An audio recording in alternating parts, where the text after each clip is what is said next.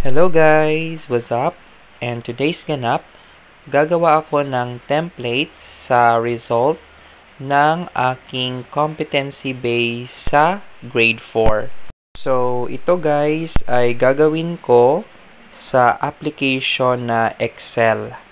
So, para madali sa akin mag-solve ng kanilang total scores in every subjects and yung kanilang MPS and yung mean. Kasi pag sa Word, magsosolve pa ako manually, pero pag sa Excel, madali lang. So, ito na nga guys, at nagbukas na ako ng application na Excel.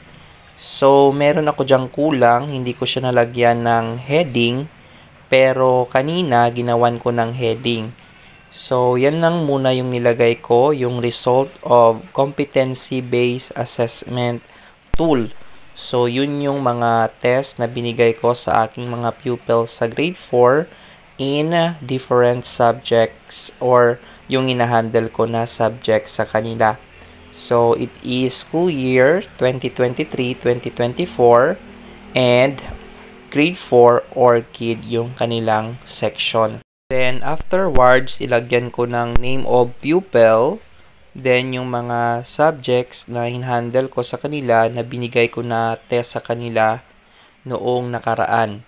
So, hindi ko muna nilagyan ng name of pupil kasi it's very confidential na ilagay yung name nila dyan. So, ako ay nag-think or nagpanumdum ng name muna na ilalagay ko, which is an example lang muna. So, ayan na nga at nilagyan ko ng halimbawa or an example of a name. And then, nilagyan ko din ng example na scores ng bata na nakuha niya sa mga test na na-take niya sa aking subjects na tinuturo. So, it is an example lang na scores and an example of a name. So, ginawa ko dyan, dinagdagan ko pa yung name of a pupil or name of pupils. Parang dalawa nilagay ko dyan. And also with scores, which is an example at the same time. So, ito na yung gagamitin ko na template kasi yung mga co-teachers ko, yung ginamit nila na template is yung sa co-teacher ko din, which is Word or Microsoft Word ang kanilang gamit. So, yung sa akin is Microsoft Excel.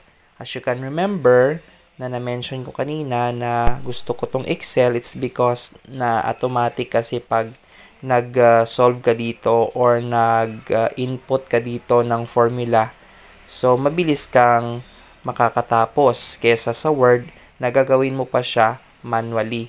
Pero okay din naman yung Word. It depends on the person kung saan siya comfy.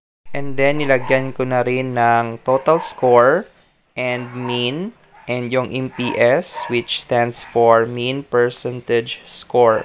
So, ayan, at na-zoom ko para makita ninyo yung aking template sa paggawa ng aking template sa scores ng aking mga pupils sa competency-based assessment tool or CBAT. So, yan yung ginawa ko na template para hindi na ako mahirapan mag-solve ng kanilang total scores na nakuha in every subjects, yung mean percentage score, at saka yung mean ng kanilang test. So, natapos ko to kanina at naipasa. Yan lang at maraming salamat.